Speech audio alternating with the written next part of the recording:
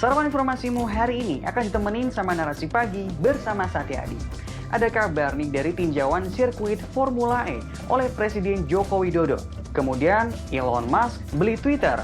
Dan kabar tentang Amerika Serikat yang berencana buka kembali kedubes di Ukraina.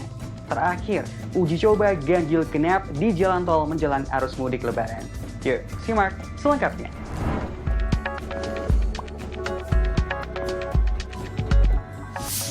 Senin kemarin, Presiden Joko Widodo meninjau sirkuit Formula E di Ancol, Jakarta Utara. Nggak sendirian, Jokowi keliling bareng nih sama Gubernur DKI Jakarta, Anies Baswedan. Balapan Formula E seri Jakarta akan digelar Juni 2022 nanti. Waktu meninjau sirkuit balap bareng Anies Baswedan, Jokowi menyampaikan harapannya agar proyek tersebut kelar tepat waktu.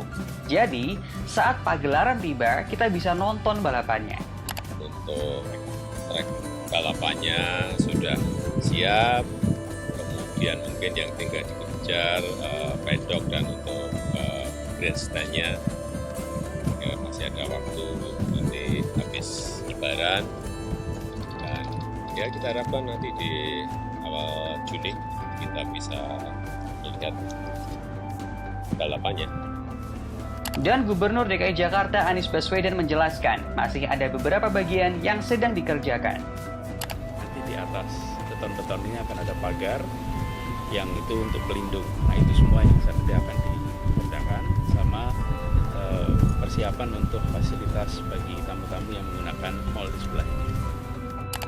Sementara itu, oposisi di Parlemen DKI Jakarta, Partai Solidaritas Indonesia atau PSI mengatakan bahwa kunjungan Jokowi tak serta-merta membuat proyek Formula E tanpa masalah. Michael Victor Sianipar dari PSI berkomitmen untuk tetap mengawal program ini agar bisa tetap dipertanggungjawabkan. PSI memang getol menyuarakan penolakan terhadap balapan Formula E di Jakarta. Fraksi PSI bersama fraksi PDI Perjuangan pun tetap berencana mengajukan hak interpelasi atas anggaran Formula E yang menggunakan APBD DKI Jakarta. Ada biaya komitmen sebesar 560 miliar rupiah yang harus dibayarkan Jakpro kepada operator Formula E. Sementara itu, 5 dari 9 fraksi menolak interpelasi digulirkan. Balapannya belum mulai, tapi saling-salibnya udah panas nih di parlemen. Tapi kok kayaknya di sirkuit malah adem-adem aja ya. Bos Tesla dan SpaceX, Elon Musk baru aja beli Twitter seharga ratusan triliun rupiah. Buset, duitnya nggak habis-habis nih kayaknya.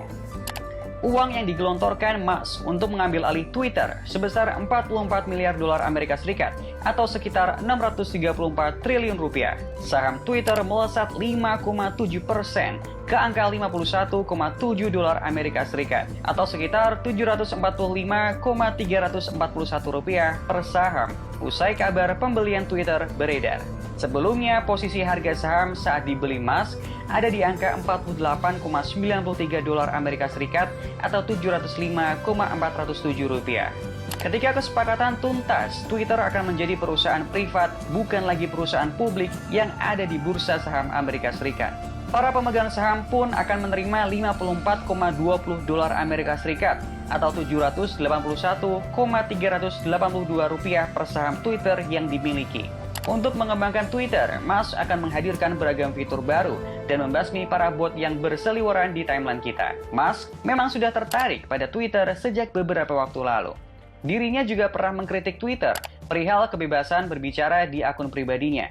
Ia bilang kalau Twitter gagal mematuhi prinsip kebebasan berbicara. Setelahnya, Musk mengakuisisi saham Twitter sebesar 9,2%, setara dengan 2,89 miliar dolar Amerika Serikat atau 41 triliun rupiah pada awal April 2022. Usai beli saham, Musk sempat ditawarkan jadi direktur kelas 2 dalam Dewan Direksi Twitter. Namun, tawaran itu ia tolak. Ia sempat menawar 100% saham Twitter, sekitar 618 triliun rupiah, hingga akhirnya kini disepakati bahwa Twitter dijual seharga 634 triliun rupiah. Melansir CNBC, setelah pembelian ini beres, beberapa bawahan Presiden Amerika Serikat Joe Biden khawatir bahwa Donald Trump bakal main Twitter lagi. Namun Trump bilang bahwa dirinya tetap tak akan pakai Twitter. Sebelumnya, ia pernah diblokir Twitter karena cuitannya dianggap mengglorifikasi kekerasan. Gedung Putih juga sempat menyinggung kekhawatiran Biden terhadap kekuatan media sosial, termasuk Twitter, yang bisa menyebarkan disinformasi. Beberapa aktivis HAM pun khawatir dengan konsep kebebasan berbicara yang diusung Musk. Mereka takut kebebasan berbicara di Twitter nantinya malah berujung pada ujaran kebencian yang masif. Wah, Tesla sama SpaceX kayaknya belum cukup nih buat Om Elon. Kita doain aja ya, semoga Twitter lebih baik di bawah pemilik baru. Jangan sampai malah semakin, sudahlah. Setelah sempat minggat, Amerika Serikat berencana membuka kembali kedutaannya di Ukraina.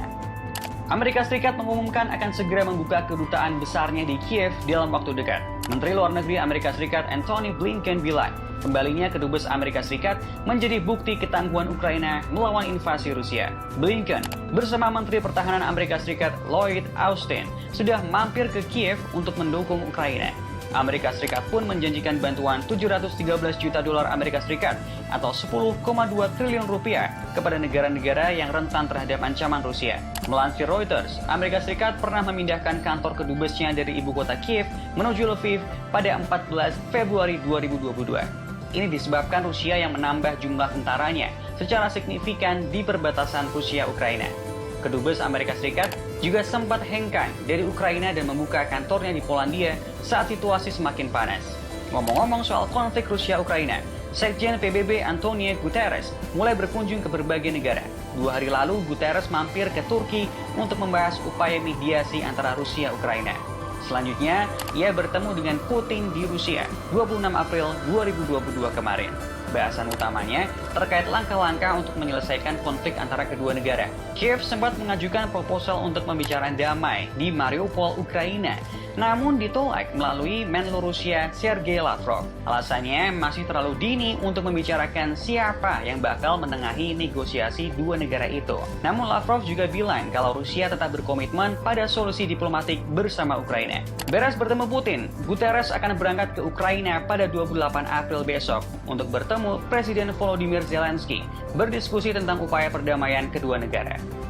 Udah jalan 2 bulan, tapi konfliknya masih aja belum beres.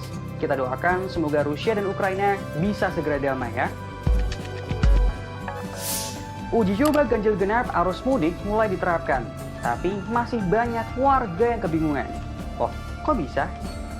Rekayasa lalu lintas ini mulai diberlakukan di jalan tol menjelang mudik Lebaran 2022. Uji coba ganjil genap dimulai sejak 25 hingga 27 April 2022 di beberapa titik. Tanggal 25 dan 26 April 2022, ganjil genap dilaksanakan pada pukul 11 hingga 1 siang.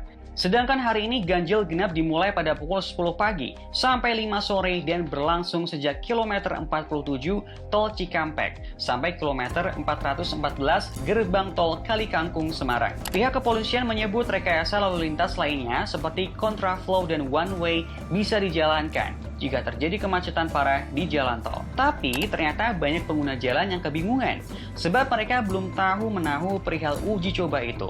Mereka hanya tahu bahwa ganjil genap di tol baru akan diterapkan pada 28 April mendatang. Imbas uji coba tanggal 26, lalu lintas tol Jakarta Cikampek kilometer 47 pun tersendat. Kendaraan mengantri hingga ratusan meter dan hanya bisa melaju dengan lambat. Nah, setelah 3 hari uji coba, kepolisian bakal menggelar ganjil genap dan one way lebaran mulai 28 sampai 30 April 2022. Simak ya jadwalnya. Jangan sampai kamu disuruh keluar tol karena melanggar ganjil genap. Hari Kamis, 28 April 2022, ganjil genap dan one way dimulai pukul 5 sore sampai 12 malam. Lalu Jumat 29 April 2022 akan dimulai pada pukul 7 pagi sampai 12 malam. Lebaran sebentar lagi, artinya arus lalu lintas akan semakin padat. Buat kamu, stay safe ya dan terus patuhi aturan lalu lintas. Semoga lancar mudiknya.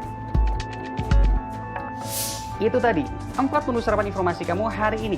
Narasi Pagi akan hadir lagi besok pukul 8 waktu Indonesia Barat. Live di Instagram Narasi Newsroom dan Mata Najwa. Sehat selalu ya, kawan. Sampai jumpa.